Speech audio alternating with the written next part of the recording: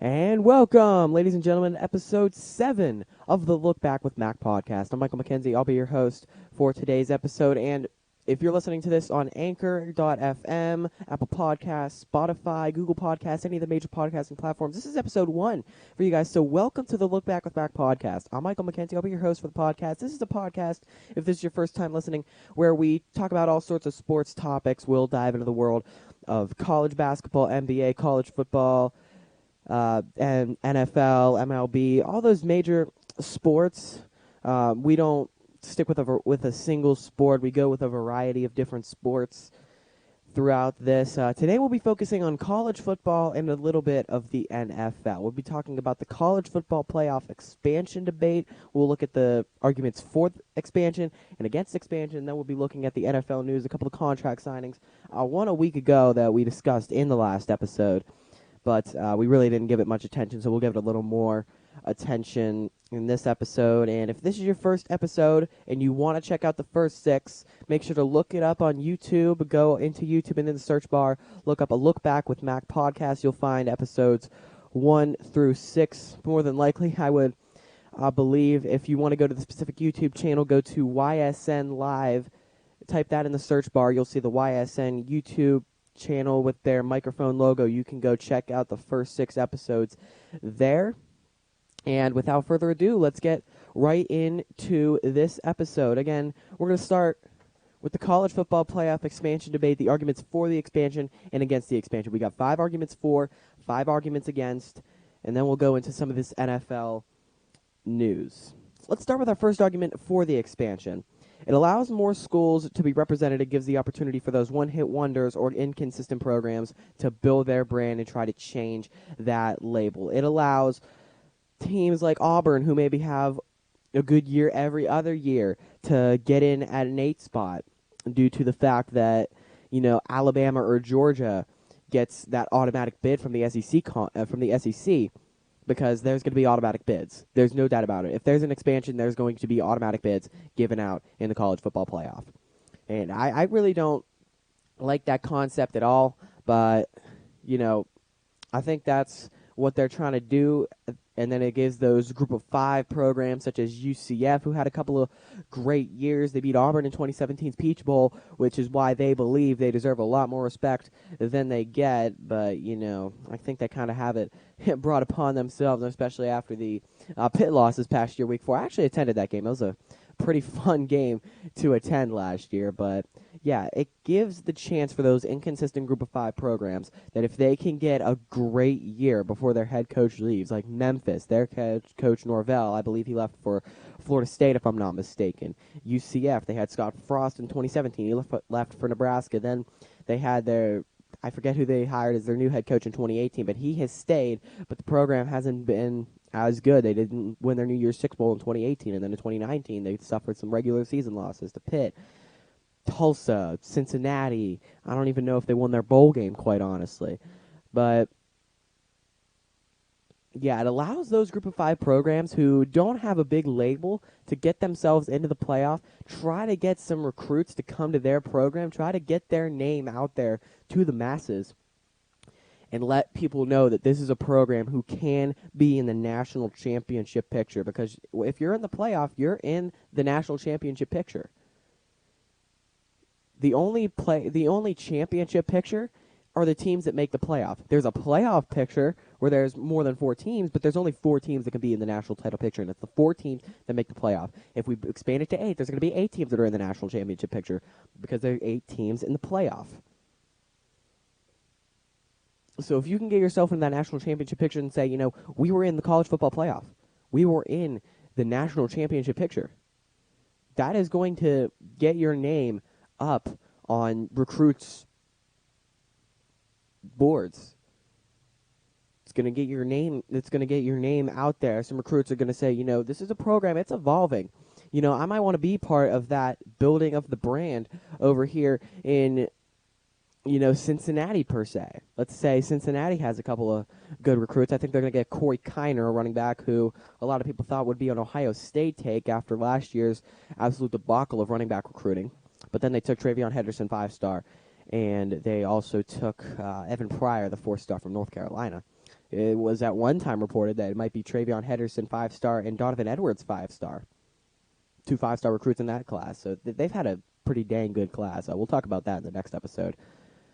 But yeah, those one-hit wonder programs that have one good year, or those group of 5 programs that are inconsistent up and down. Western Michigan, that's a program from the past that allows those teams to try to get into the playoff and get themselves in the national championship pictures and say, hey, this past year we were in a national title picture.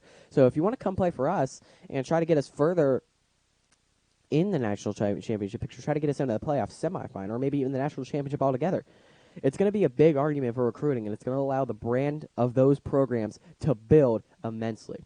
But the argument against that is it gives out those guaranteed spots, which in turn could possibly leave out a better deserving team for a 2-4 loss conference champion and that whining mid-major program that had an undefeated season. Most of the time, that group of 5 program isn't going to be very good. 4 times out of 5, 8 times out of 10, 9 times out of 10, the group of 5 program that goes to the New Year's Six Bowl isn't going to win. With the of course, those 2 times every 10 years or 1 time every 5 years was Houston against Florida State. I believe that was the first year of the playoff, if I'm not mistaken, 2014. 2017, it was UCF.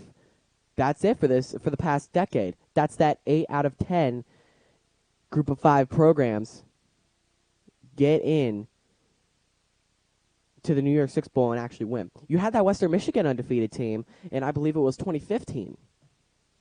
They went undefeated, and they were left out of the national championship picture, out of the playoff picture from day one. Week 8, we finally realized, even if this team goes undefeated, they are not going to play in the college football playoff. They went undefeated. They wanted to play Wisconsin in the Goodyear Cotton Bowl, and they ended up losing.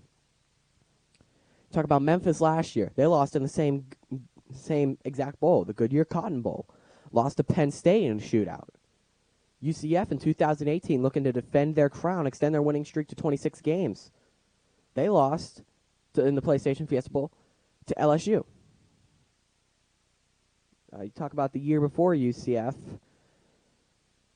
I can't remember who it was. That was 2016. I can't remember what year that was off the top of my head, but who made it that year off the top of my head. But, you look back in recent history, you can point to the Houstons, to the 2017 UCFs, but more than likely that group of 5 team is not winning that New Year's Six Bowl game. And then they, just because they had an undefeated season, they get thrown into the playoff. The point of the playoff is to put the best teams in the playoff. It doesn't matter what your record is or who you beat. It matters how you played and what the talent level of your team is. More likely than not, the talent level of your team is going to be shown in the teams you beat. Not in your record. Your records, some people say your record says who you are. I think you have to combine that with the schedule they played. If you play an SEC schedule and you go undefeated, yeah, your record. If you play in a Power 5 conference, your record says who you are. But if you're a great team in a mid-major conference, your record's not going to say who you are. Let's say you take Missouri, for example. Take them out of the SEC and put them into the American Athletic Conference. And they go 10-2. But they play in the SEC year before, and they go 5-7. And let's say there's not a lot of turnover from the previous year's roster to this year's roster. 10-2 in the MAC or the American Athletic Conference as compared to 5-7 in the SEC. That 10-2 record is not going to describe who Missouri is as a team. And then you talk about giving out those guaranteed bids to the Pac-12 conference or the Big 12 if they're going to have an off year, or the ACC if Clemson somehow doesn't find a way to win that ACC title game. The ACC is the worst Power 5 conference. All they have is Clemson. Let's get that out of the way. But because of Clemson, because of the ACC consistently having one good program dominating the conference, it was Florida State. Then it's maybe you can throw Louisville in there for 1 year. The Clemson versus Louisville battles for 2 years between Deshaun Watson and Lamar Jackson, those classic games. But it was Florida State, and then the turnover immediately the year after the first playoff was Clemson. The ACC is a conference that consistently has one good program. That's all. All they have is a consistently good, great program. Only one, and the rest of the conference sucks. Now, North Carolina's up and coming. Watch out for Mac Brown's Tar Heels in the ACC. But Clemson is the only good team that has established themselves right there. Let's say Clemson doesn't find a way to win the national championship game, and you're giving out that automatic bid, and you talk about the Coastal Conference, which is Coastal Division in the ACC, which I believe is the weakest division in the Power 5 of college football. Let's say Virginia Tech represents them. They go 7-5 that given year. They somehow find a way to pull off a victory over the Clemson Tigers. They're 8-5. But with the guaranteed bids, they're in the college football playoff with an 8-5 record. That is where the guaranteed spots is completely the worst idea. You talk about you're giving that spot to Virginia Tech. So Clemson, they have one loss, but it's an 18 playoff. You're going to throw them in that first at-large bid. There's only 2 at-large bids if you're giving out 5 Power 5 conferences and then the best group of 5 team into the playoff. So then you got 2 automatic bids. Let's be honest. If the SEC East participant in the SEC championship has 1 loss or has 2 losses but gave Alabama or Auburn or LSU a fight, they're probably getting that spot because there is SEC bias. It exists. We cannot shy away from that. SEC bias exists in college football. But you put Clemson in there, and then let's say the SEC West team does win. Let's say Georgia pulls out a victory over an Auburn team. Let's just use Auburn for an example. I'm not saying Auburn's going to be the best team in the SEC West. I'm not going to say they're the SEC West champions and then we're going to the SEC title game. Let's say Auburn goes into this game undefeated, and they lose to Georgia. Georgia, a 1-loss SEC conference champion. They're automatically in. Then you look at Auburn, a 1-loss team who has had to go through LSU, who is still going to be regarded as one of the top programs, even if they had a lot of guys leave. Their entire offense from last year is on an NFL roster, I believe, aside from Jamar Chase.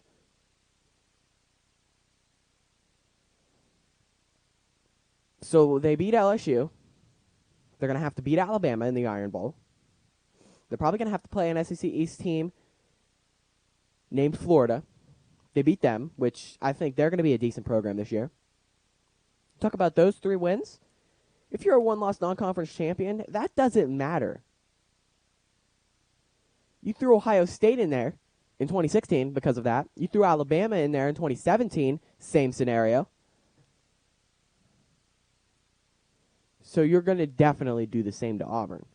So they get that auto bid, and Clemson gets that auto bid. And that takes out a possible Big Ten team in either Wisconsin or Penn State that would have deserved that last at-large bid. Or maybe if Wisconsin can win that Big Ten title, then you have a vigorous debate between those 3 teams. Then maybe, let's say, due to the fact that the ACC conference is so weak and Clemson actually lost a game, they're out of the playoff. 1 loss in the conference championship because Ohio State gets in there after losing 1 game in the Big Ten title to Wisconsin. You compare the Big Ten and the ACC, they're 2 different conferences. If you have 2 teams that lose their conference champion, then you got to compare their conferences and their schedules and how they performed against them. You already look at Ohio State's resume compared to Clemson's resume, and it's no doubt Ohio State's going to be getting in there. But that's the problem with these auto bids. That is where issues are going to come in. Next argument for the expansion, it allows non-Power 5 programs, such as the group of 5 teams, to prove themselves, get those auto bids in the playoff. You give those Western Michigans, those UCFs, those Memphises, those Houstons a chance to prove themselves in the national title picture. That's huge for those programs. I mentioned a few minutes ago why that is so important. It's able to build the brand of that program.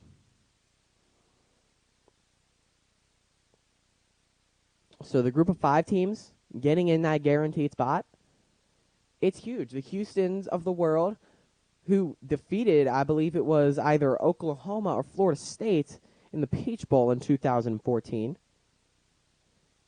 It allows that team, which many believe could have performed well in the playoff, but there was no spot for them, and I'd say it was a pretty loaded playoff.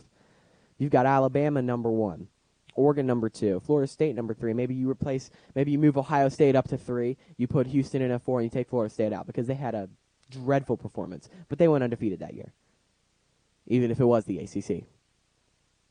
You've got then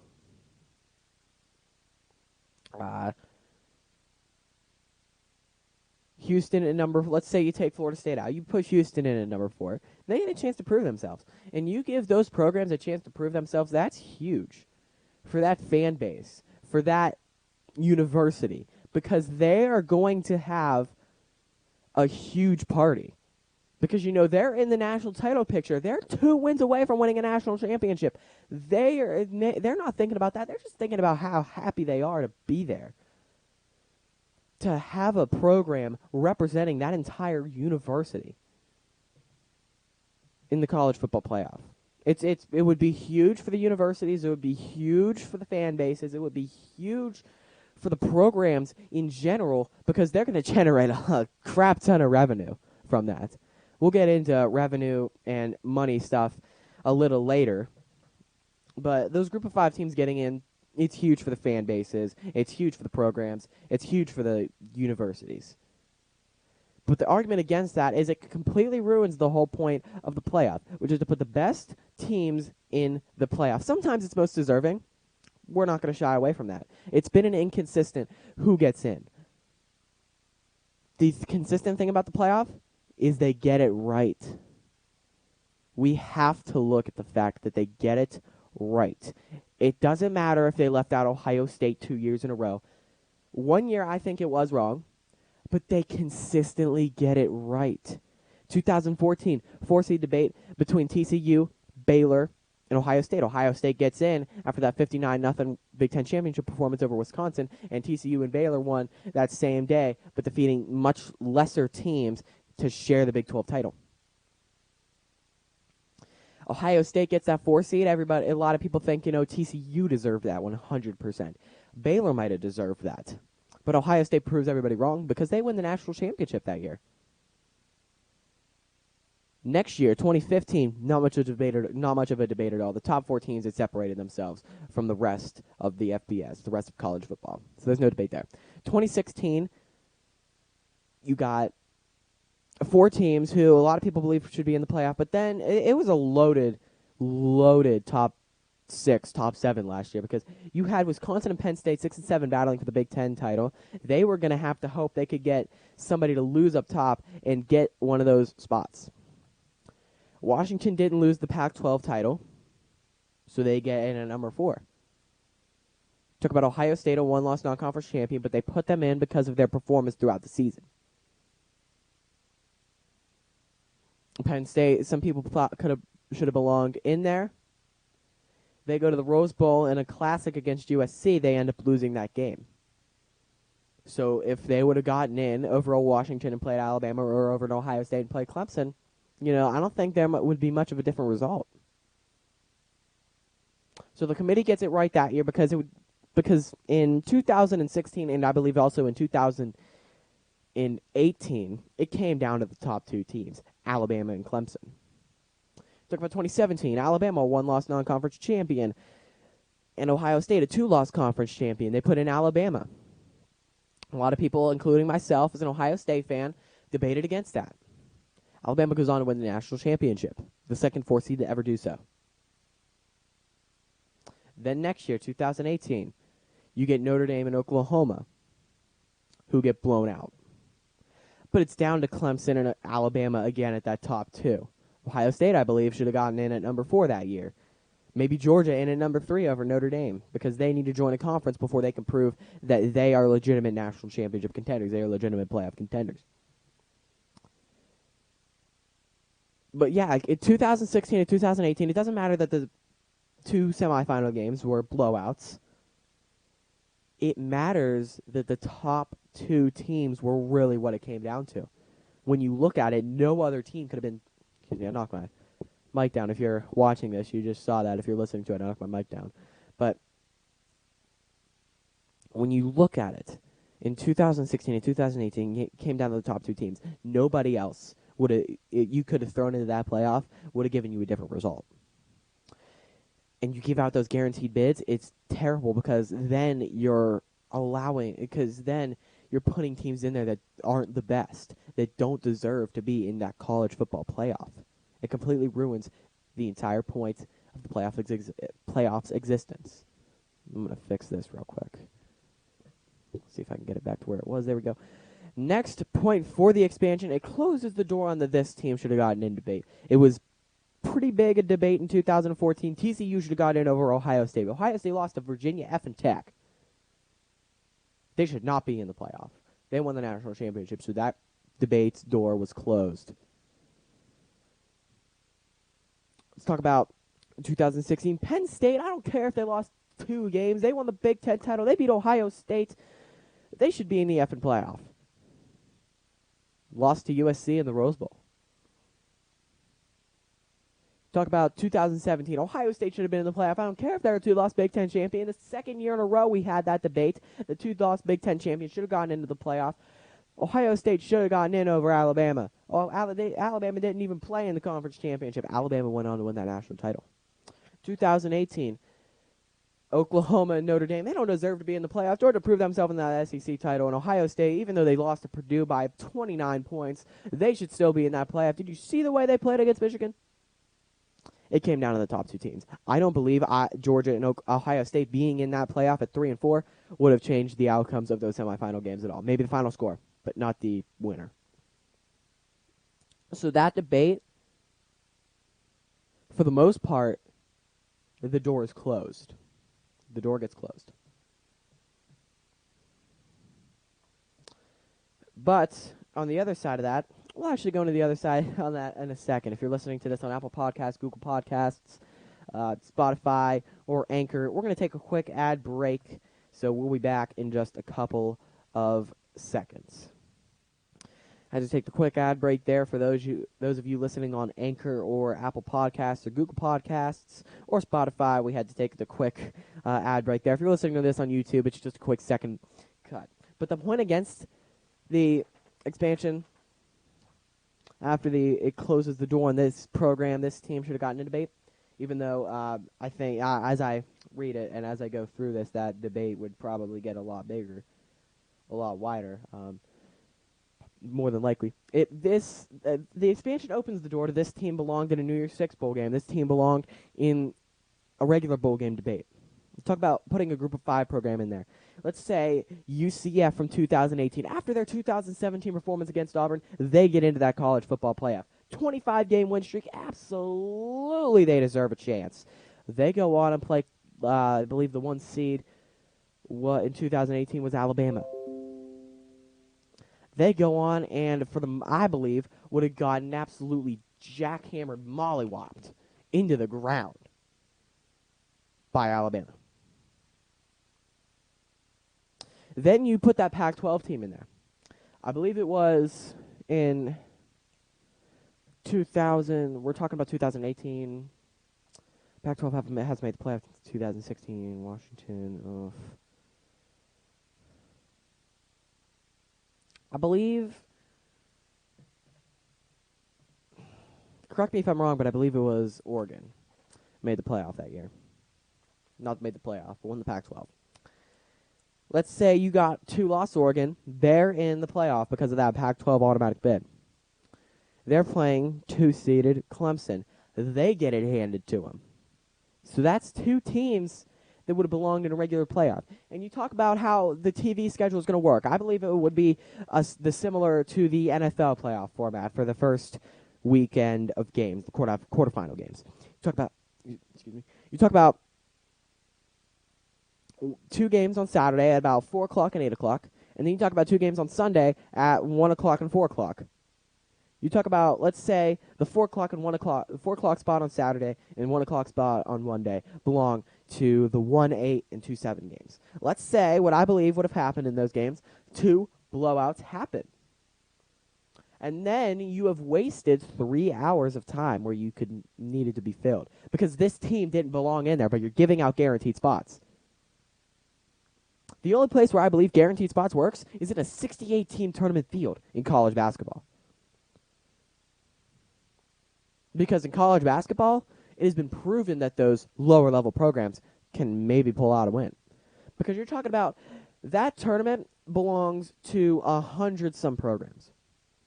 You've got, I think, 32 conferences that you have to consider for this. You've got to give out automatic bids there. But you talk about here, you got the FBS and the FCS. You got separation between good programs and semi-good programs. And in the FBS, you know who's the elite of the elite. Football is a different game than basketball. Which is why guaranteed spots don't work.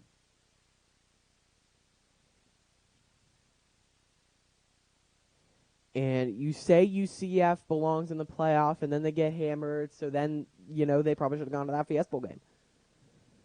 So, no matter what happens, expansion, no expansion, there will be a debate about either this team should have gotten in or this team didn't belong in. Our fourth point for the expansion is it gives fans more action, fun, and it gives more producers and networks more content to allow for a better television experience. Similar to what I just mentioned, college basketball's March Madness. They have 4 days the first weekend, Thursday, Friday, Saturday, Sunday. Excuse me, knock the mic over again. There we go, it's better. Fell over, I hate. Sometimes trying to adjust this to the right spot isn't very easy, but you talk about those first days in March Madness. That Thursday and Friday, you've got, starting at the fourth game, you've got 4 games going on at a time until about midnight. You've got basketball all day. And with college football, it would nearly be the same. Let's say that due to the fact that NFL is still going on, college football and NFL have tried their best to not interfere with each other. Let's say it's not a Saturday-Sunday thing. Let's say we're going to try to squeeze all 4 playoff quarterfinal games into one day. You got football nonstop. 12 o'clock game, I'd say 4 o'clock game. You probably have to think about making the first 2 games 4 and 5 and 3 and 6. And then putting 1 and 8 and 2 and 7 probably in the same time slot. 1 game on ESPN, 1 game on ABC, and then the Gamecast stuff. It just doesn't happen. Or you have to buy out, or you have to use some of the other networks in that whole Disney, ABC, ESPN family of networks. Probably have to find something. But it's a lot better for the average football fan if you add 4 more teams or 8 more teams or however many teams you're going to put in the playoff. 8, 12, 16, 12 was a reported number, which is, I don't know how that's going to work. But yeah, it gives fans more action. It lets the average football fan have a lot more fun with this. The average college football fan have a lot more fun with this. But the argument against that, it could put teams in a game against an undeserving and much worse opponent, wasting energy, leading to a blowout loss, and then it wastes that airtime. You've got to say, let's say, hypothetically, we have a 3-6 game where 3 is blowing out 6 or vice versa. And you specifically put that in the 12 o'clock time slot so that you can get what you believe the best 2 games by themselves on the air. And then you're wasting that airtime where maybe you could have put a 2-7 game, which is going to be a little better, up there during 3-6. Because during March Madness, there are 4 networks that do this. Once you get deeper into the tournament, they cut off True TV and TNT. They stick with TBS and CBS. Because they don't do all the Gamecast stuff. ESPN is known for their mega casts of games. For their Skycast view, their Statcast view, their coach's film room. They're known for that during the playoff. That is why they have it, the playoff. but then you waste that 3-6 airtime with something that could have been a better game, which is now going to have to be shared with another game, probably cutting off the game cast and better experience of the game. That's not very good. That completely debunks the whole reason for creating the expansion, to give the better TV experience to the average football fan. Now to our final points for and against the expansion, and then we'll jump into some of the NFL news. For expansion, it brings in a lot of money for these programs, which in turn could be useful with the pay-to-play acts coming into effect soon, even though it would give certain programs some sort of an edge. You talk about the teams that get into this. If you put the guaranteed spots, you get UCF in there, and they're going to generate a lot of revenue. You talk about these group of 5 teams, they're going to get in there, and they're going to generate a lot of revenue, which in turn could help them in recruiting. Maybe not paying the recruits per se, but drawing the recruits there. You talk about recruits that are in a tough situation. I'm not in this situation, so I cannot really compare to this, but this is just hypothetical. And if I offend anyone, I apologize, because I'm not in this scenario. But you talk about a recruit who's living in a household where he only has his mother.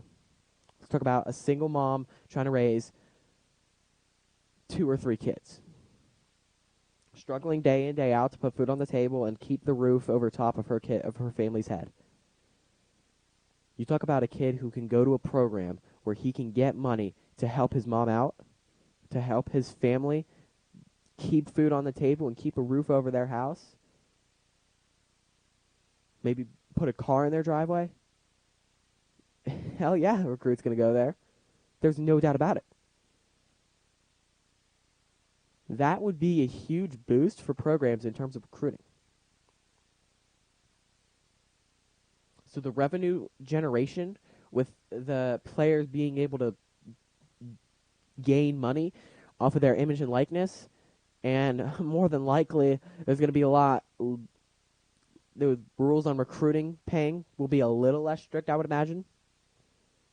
Yeah, the revenue generation is going to be huge for programs on the recruiting trail. It'll allow them to get an edge and possibly build their program to not just one-hit wonders or inconsistently good programs of group of 5.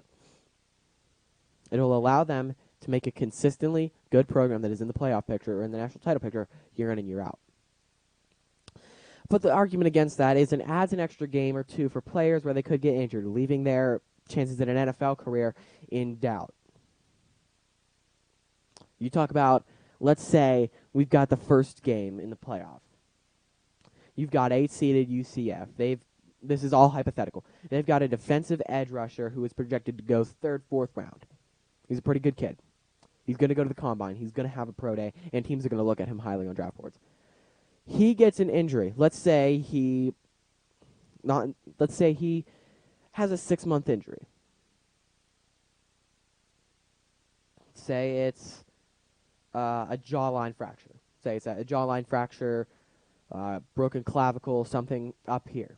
That's going to put him on the shelf for 6 to 8 months. He's not going to have a combine. He's not going to have a pro day. Guys are scouts, GMs, they're all going to have to rely solely on film. None of them like to do that because they just want to go to the combine, see these players, go to pro day, see these players because they don't want to look at the film because there's a lot of film to look at. Looking at film, that's the job of, these draft analysts. That's the job of Mel Kiper and Todd McShay and Pete Frisco over at CBS Sports. Let's say you get let's say there's a sprained MCL and you're on the shelf for 2 months or a month or 6 weeks, but you're not the same. Maybe let's say that happens and you're back to medically cleared by February, but you're not fully recovered by April, by the combine time. Or excuse me, I think the combine's in March. You're not fully recovered by the combine. So let's say you don't show up at the combine. Let's say that sprained MCL is so severe that you're on the shelf until the combine, and then you're barely able to get medically cleared for the pro day. You're definitely not going to be able to be 100% to show off at these scouts. which is not going to be very good for any of these players. Let's say that 4th round projected pick falls to a 5th after a couple of guys have some combine showings, and then this UCF edge rusher doesn't have one, doesn't show up. Then let's say his sprained MCL, he's not 100% by his pro day. And let's say he doesn't have a great showing. Let's say he doesn't have a good showing at all. He's falling 6th and 7th on projections. He's at the point where mock drafts in these rounds are non-existent. At this point, he's hoping that he can get a call. And let's say he doesn't get that call, and now he's an undrafted free agent. Now he's fighting for his NFL career. He goes from a 3rd to 4th round projected pick, who is more than likely going to be on training camp rosters. At the worst, he's going to be on the practice squad rosters. He's probably going to be a backup for his rookie year and eventually move into a starting role. Now, you're talking about a guy who's fighting to get a job in the NFL. He's fighting to stay on a roster and earn a paycheck week in and week out. Football is a grueling sport. It's one of the most physical sports, if not the most physical sport in the world. Maybe aside from rugby. That extra game or two is going to take a toll. And it might take the toll to the extent that a player, their NFL chances are hurt so bad that they'd go from a near guaranteed roster spot to a barely guaranteed spot on a practice squad. So that is my points for and against the expansion. Personally, I'm against the college football playoff expansion. Like it the way it is. The committee gets them right year in and year out. I said that earlier. So until there's 3 to 5 years where the committee gets it wrong, or there's more than 4 good teams that could have gotten to the playoffs, so you have to leave one out. Until that happens, I'm going to be against the expansion. Now we're going to talk about that NFL news we were going to get into. First, the Cowboys are the ones that get Andy Dalton. 1 year, $7 million contract. The Cowboys paid Andy freaking Dalton before Dak Prescott. What does that say? I think that says Jerry Jones doesn't have as much trust in Dak Prescott. It says he might either want to bring Andy Dalton in to let Dak Prescott learn from, let him improve to the point where he can earn his $40 million contract, or it's Andy Dalton's trial year to see if he can get a couple of years as a Cowboy, and then Dak Prescott walks. And then the Cowboys are going to take a risk and draft another quarterback in a couple of years in the draft once Andy Dalton retires. Andy Dalton still got some years left in the tank. This is either a trial year for Dalton in the Cowboys uniform, or it's a year for him to be a mentor to Dak Prescott, who is still a fairly young quarterback in the league. That's the news on the Cowboys being the ones that take Andy Dalton, and now it was discussed in the last episode, but we need to take some time on this. The Saints, earlier in the day, about 9, they extend Taysom Hill for a 2-year, $21 million contract. About an hour or two later, they signed Jameis Winston to a 1-year, $1.1 million contract. He's about the 60th, in the 60s of the highest paid quarterbacks. Chad Henne is paid more than this dude. There are 60-plus quarterbacks that are paid more than Jameis Winston, the leader in passing yards this last year. I don't care if he threw 30 interceptions. He led the NFL in passing yards in a league that is becoming absolutely quarterback heavy. And he's going to settle for $1.1 million from New Orleans, where he's going to be either a backup or a third string possibly. A 1-year contract for New Orleans. This means either Jameis Winston knew he wasn't going to get a deal, or at least thought he wasn't going to get a deal from any other team. And he doesn't, and he just takes the safe option.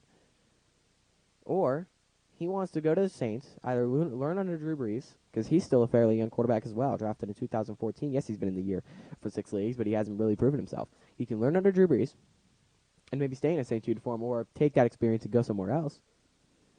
Or he is taking that safe option. Or there could be a third reason.